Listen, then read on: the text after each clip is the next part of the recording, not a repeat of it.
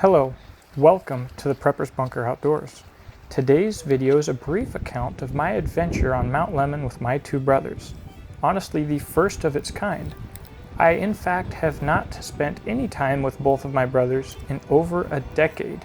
In this video, you can expect to see poor editing, audio quality, a choppy timeline, and some absolutely beautiful panoramas on this short adventure.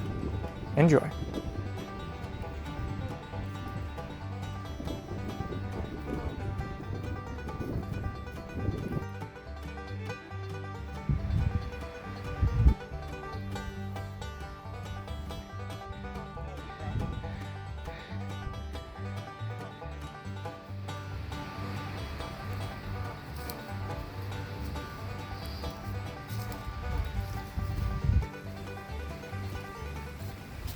So we're walking around and we're partially hunting, but we're also, more importantly, looking for a flat area for three dudes to lay down where we can have a fire and a tarp.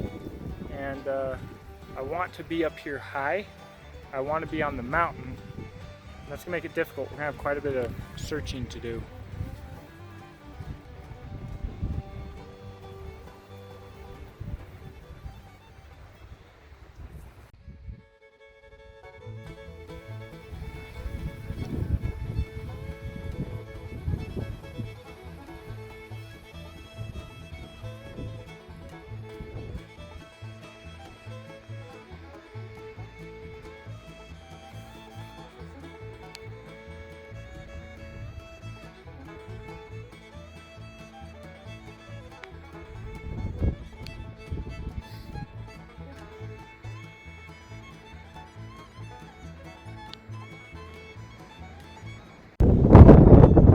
Part of my problem here is that I'm looking for a spot to stay that is beautiful.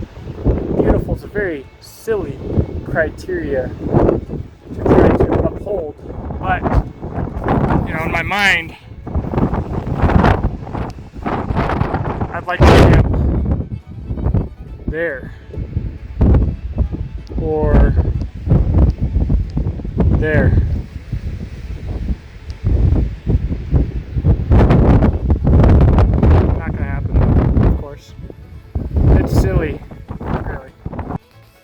So this is going to be our heat reflection wall. Fire will be here. We're going to be smashed in somewhere around here. I'm trying to make this as level as possible. Firewood's going to be a little bit questionable. This is my Wilderness Innovations ATAX AU poncho. Jeremiah is hooking it up there. We're going to just secure it with rocks that hopefully won't come down and smash us tonight. And we're just going to pull this out far enough to hopefully stop a little bit of this dripping here, or catch enough heat to dry all that crap out. We just want this to catch a bit of heat. We might need to move it a little bit differently. So it's gonna be cold tonight. It's gonna be windy tonight.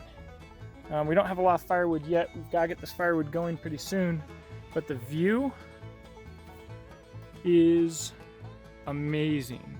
So we're basically all three going to be huddled into this little hole in the wall here, and it should help us to stay warm. I don't know if this is the right way to do this, but I tied a loop around the bottom piece of a stick, put it into this crack, have the paracord rock on top of it. It is securing one end of my poncho over there. And my idea was that as force pulled on this stick from this point, it would pull this end forward, just further jamming it into the rock. So maybe that's right, or maybe it's completely wrong.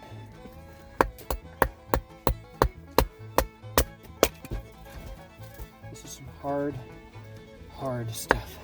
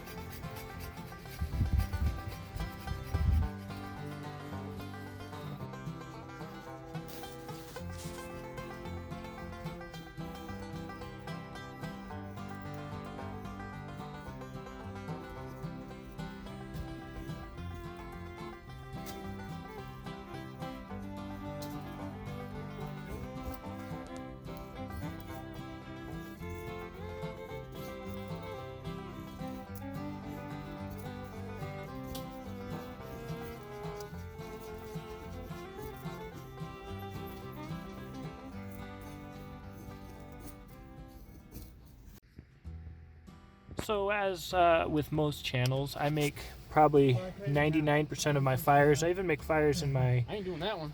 freaking wood burning stove with a ferro rod. The reason I enjoy doing it and I talk about it so much and I do it so much is because this is actually a skill, and I believe that it is a backup that will not fail, so you need to be good at it. But being that I'm on vacation here with my brothers tonight, and I just want to get a fire and get this on the road, we're going to try this InstaFire fire starter. Never used it before, but hopefully it'll make my life easy.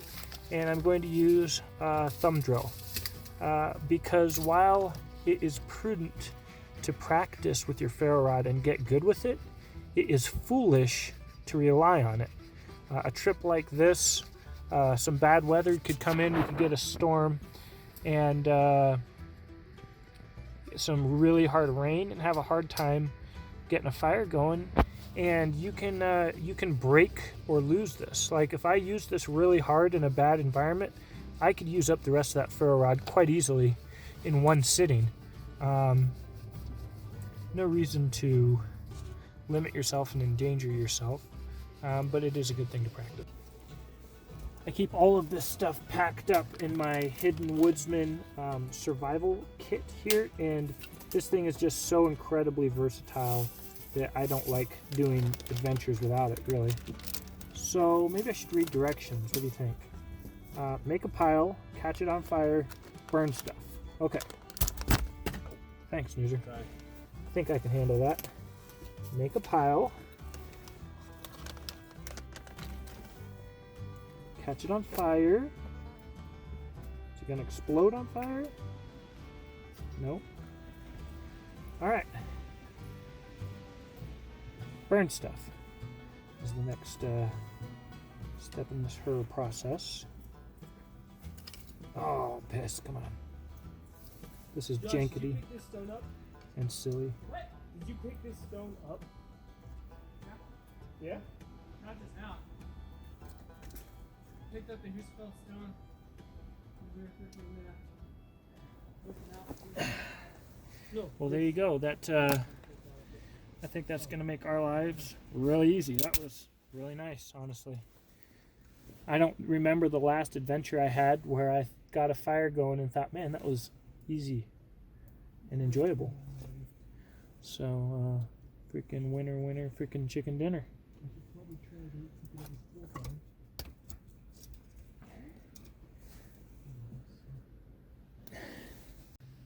While I'm bushcrafting this, they're over here playing strongman with the Husafeld stone they found. I mean, it wasn't hard to dug with you. It was hard to look on this. Let's see you get it up. Huh? Get it up. Oh, you got it up. What are you talking about? Get it up again. On the side of a mountain. It's got a, my Viking blood. Right. Ah. Although we're Swedes and they're Icelanders. Yeah. Icelandic. Whatever. So, take it forward. Right up on it.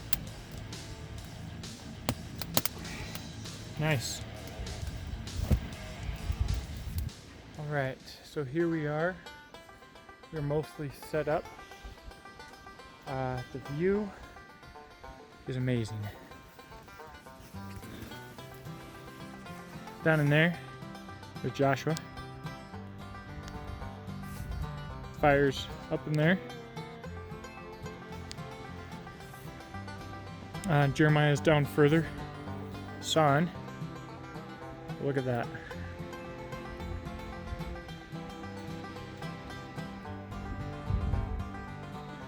It's cold.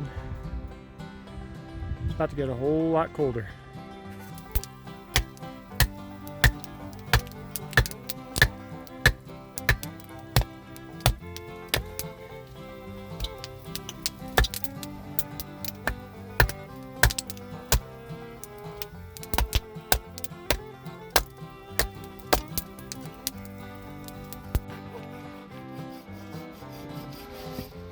I'm so glad that we could do this. I appreciate you coming out, Maya.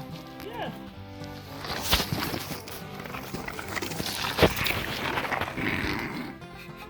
That's You gotta get the camera angles, man, at any cost.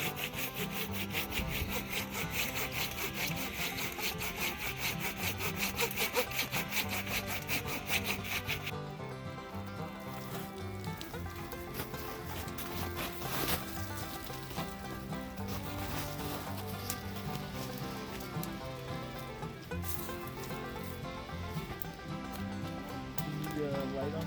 Yep.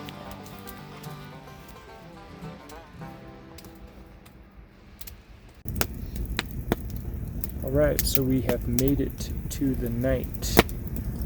So this is my youngest brother, Joshua.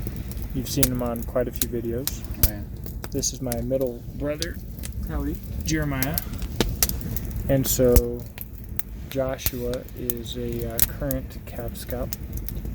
Jeremiah was in Ranger Bat as an infantryman. So, and I did obviously infantry.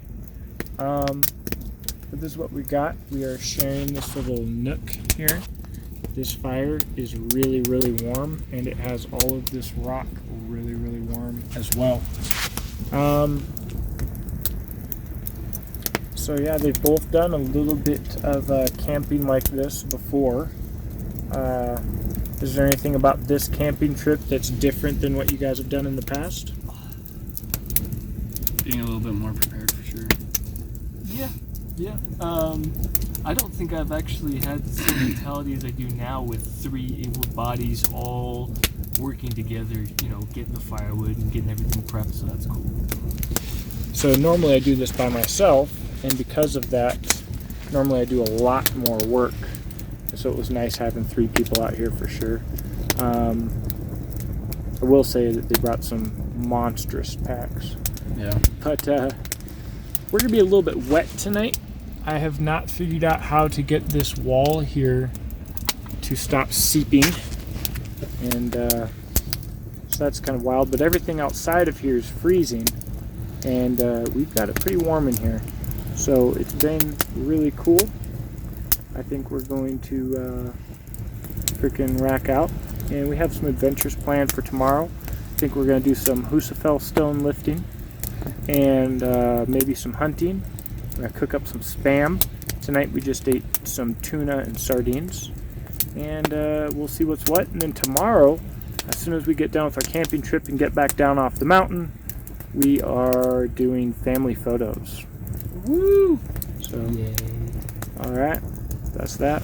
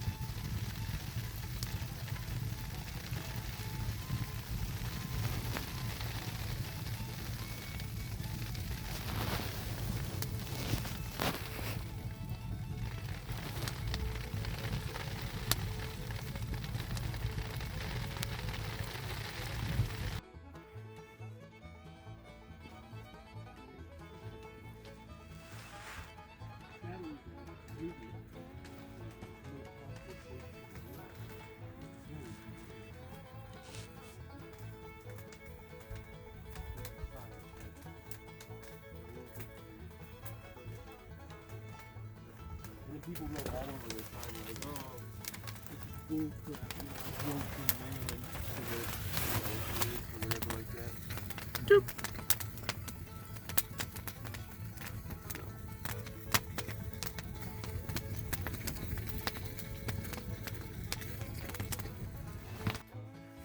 Alright, so our little fortress is a little bit difficult to get into, so I'm going to show you the entrance to Fort Peterson here. This, you can never really tell on a camera. This is really steep. You have to come around here, and it's all kind of slippery too. You have to climb up here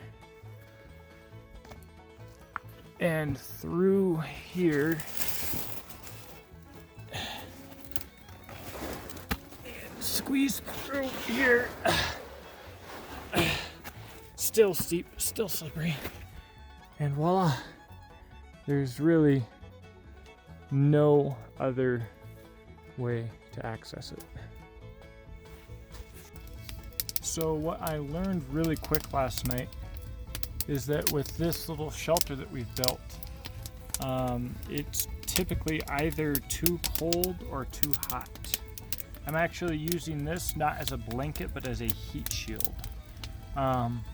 So last night was very interesting. I had the weakest sleeping bag, and so I was either burning alive or cold. There wasn't much in between. I didn't really sleep very much at all. But what was interesting, it snowed a good little bit. Oh, this is the sleeping bag. It did have some damage. This was its last trip anyways,